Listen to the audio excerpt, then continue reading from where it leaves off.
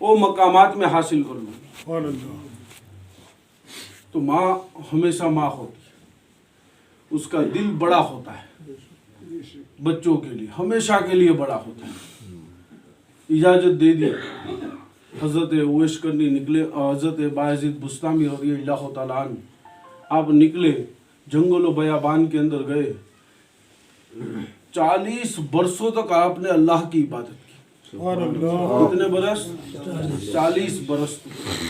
40 برسوں تک آپ اللہ کی عبادت کرتے رہے، اور عبادت کا طریقہ یہ تھا کہ 40 برسوں تک آپ اللہ کی بارگاہ میں روزے بھی رکھتے رہے، اور روزے کا انداز یہ تھا کہ کبھی شہری کے اندر پانی پی لیتے تو افطار کے اندر درخت کے جھاڑ کے پتوں کو کھا لیا کرتے تھے، اور یہی انداز کے اندر آپ اللہ کی عبادت کرتے تھے، اللہ کی بارگاہ میں روزے رکھتے تھے، کبھی پتے کھا کر، کبھی پانی پی کر، اور دیوانوں کی طرح آپ نے اللہ کی بارگاہ میں سجود کیے، تسبیح و تحلیل کی، ہر طرح سے رب کو منانے کی کوشش۔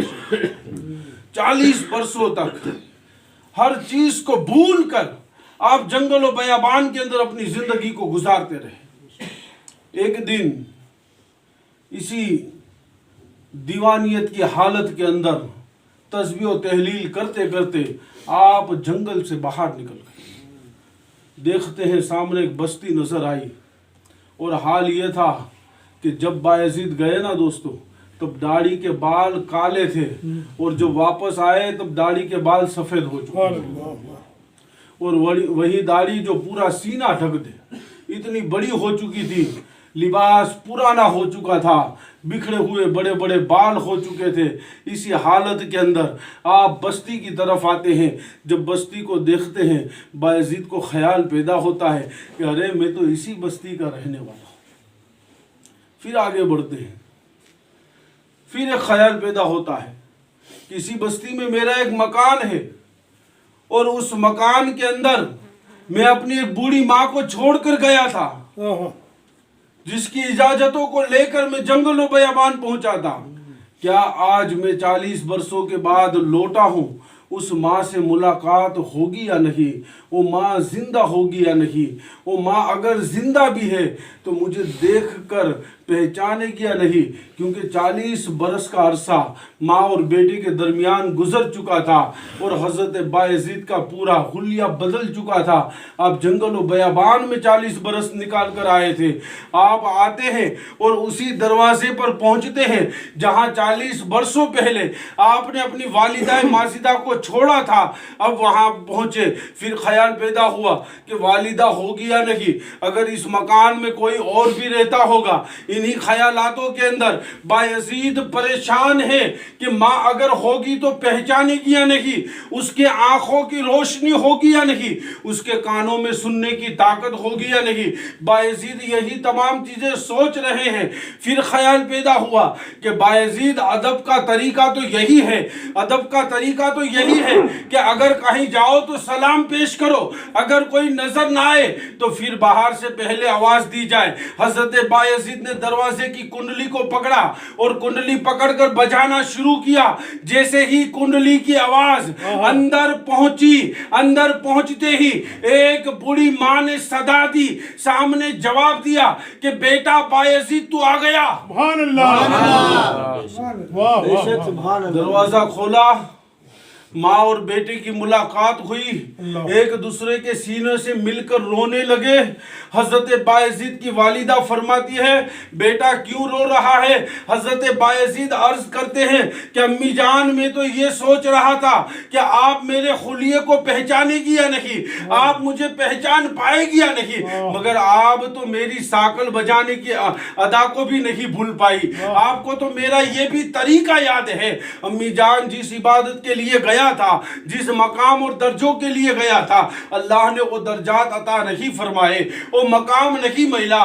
40 برسوں تک عبادت کرتا رہا، اللہ کو ہر طرح سے منانے کی کوششیں کرتا رہا، مگر وہ مقام حاصل نہیں ہوا۔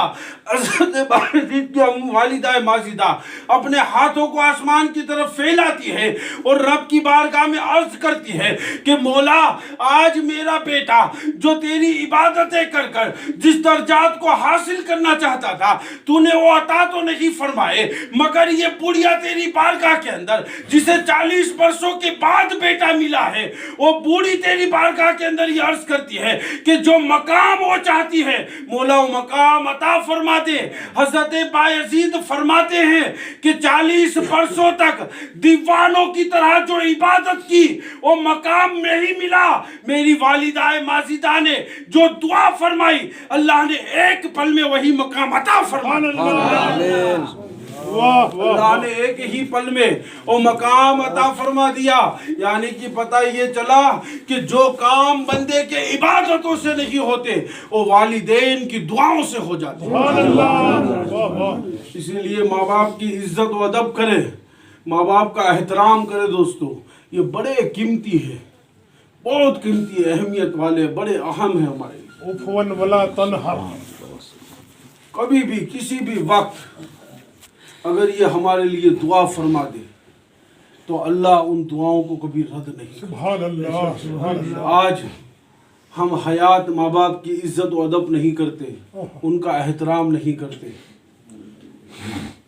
اور کچھ تو ایسے بھی ہوتے ہیں کہتے ہیں کہ تم نے وہ خبر پایا۔ اللہ اکبر۔ یہ جب الفاظ میں سنتا ہوں نا کہ کوئی بیٹا اپنے ماں باپ کو یہ کہتا ہے، وہ زمانے کو لے کر کہہ رہا ہو کہ جس بھی حالات کو لے کر کہہ رہا ہو، مگر یہ اجازت تمہیں شریعت نہیں دیتی، مذہب تمہیں اس بات کی اجازت نہیں دیتا۔ مذہب تو یہی کہتا ہے کہ ہر حال میں ماں باپ کی ادب و عزت کرو۔ سبحان اللہ۔ اور جو بندے ادب و عزت کرتے ہیں اور جب دل سے ماں باپ ان بچوں سے خوش ہو جاتے ہیں تو وہ بچے دنیا کے اندر بھی کامیاب ہو جاتے ہیں، قبر میں بھی کامیاب رہتے ہیں اور حشر کے میدان میں بھی کامیاب۔ اور آپ پوری ہسٹری کو اٹھا کر دیکھ لیں، پوری ہسٹری کو اٹھا کر دیکھ لیں، جو بھی بڑے بڑے مقامات کے اوپر ہے، جن کو بھی اللہ نے بڑے درجات عطا فرمائے، بلندی عطا فرمائی،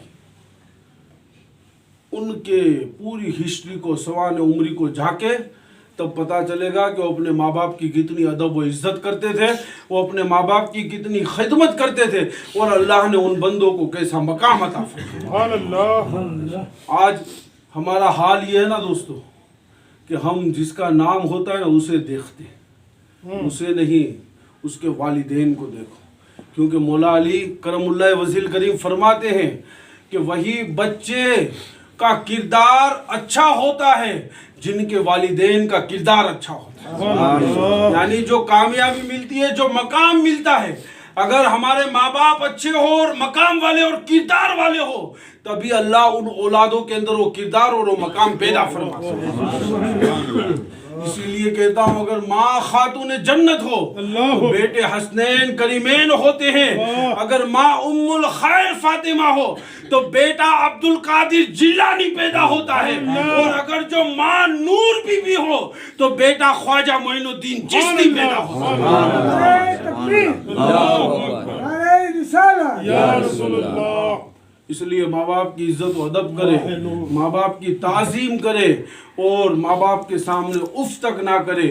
آپ ان باتوں پر عمل کریں، انشاءاللہ اللہ آپ کو کامیابی عطا فرمائے گا، دنیا و آخرت کے اندر کامیابی ملے گی۔